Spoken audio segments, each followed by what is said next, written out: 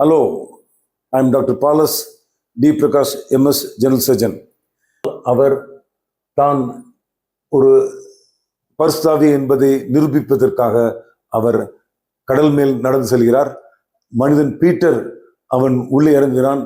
ஐயோ, நான் உள்ள கீழே சாக அப்படி பயப்படுகிறான். இவர் கைப்பிடித்து தூக்கி விசுவாசி என்று சொல்லி தூக்கி அவனை நடக்க வைக்கிறார். அவன் பெருமைப்படுகிறான்.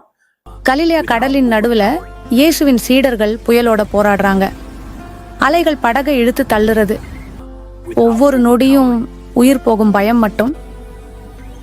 அந்த குழப்பத்துல திடீர்னு இயேசு நீரின் மேல் நடந்து வருகிறார். அடித்த பெருங்காற்றையும் பேரலைகளையும் கவனிக்காம மெதுவா படகை நோக்கி நடந்து வருகிறார். சீடர்கள் அதிர்ச்சி, பயம், புரியாம ஒரு நிலை. ஆனா அந்த குரல் மட்டும் எல்லாத்தையும் உடனே நிசப்தப்படுத்தியது. நான் தான், பயப்படாதீர்கள். பேதுரு அதே நிமிஷம் பேசுறான். கர்த்தரே, நீங்க தான் என்றால் நான் கூட தண்ணீர் மீது நடக்க முடியுமா? ஜீசஸ் ஒரே வார்த்தை சொன்னார், வா பேதுரு வா. பேதுரு படகை விட்டு கீழே கால் வைக்கிறார். அது ஒரு மனிதனோட காலா இல்ல விசுவாசத்தோட அடியா இருக்கும். ஆனா சில நொடிகள்லயே அவன் கண்கள் ஜீசஸ்ல இருந்து விலகி அலைகளை கவனிக்க ஆரம்பிச்சது. அந்த ஒரு பார்வை மாற்றமே அவனை கீழே இழுத்தது. பேதுரு மூழ்க தொடங்கினான். பயம் அவனை விழுங்குற மாதிரி. அவன் கத்துறான், கர்த்தரே காப்பாற்றுங்கள். இயேசு ஒரே நொடியில் அவனது கையை பிடித்துக் கொண்டார்.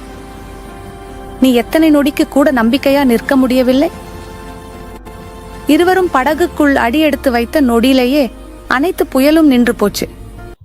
இயேசு கானா ஊரில் நடந்த ஒரு திருமண விழாவுக்கு செல்கிறார். அந்த நடுத்தர குடும்பம் அந்த விருந்தினரை கவனிக்க முடியாமல், அவர்களுக்கு திராட்சரசம் கொடுக்க முடியாமல் இருக்கும் சமயத்தில் இவர் மிக இலகுவாக தண்ணீரை திராட்சரசமாக்கி அங்கு உள்ள மக்களை உபசரிக்கிறார். அதை பார்த்து மக்கள் மிகவும் இவரை ஆராதிக்கிறார்கள். மாபெரும் முதலாம் அதிசயம்.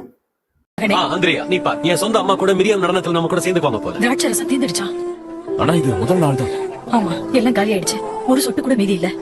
இதையே என்கிட்ட சொல்றீங்க? திருமண கொண்டாட்டத்தை இப்படி முடிக்க முடியாது. அஷர் குடும்பம் வெட்கப்பட வேண்டியதா இருக்கும். அவர் என்ன சொன்னாரோ அதுபடி செய்யுங்க. விளிம்பு வரைக்கும் ஜாடிகள்ல தண்ணீரை நிரப்புங்க.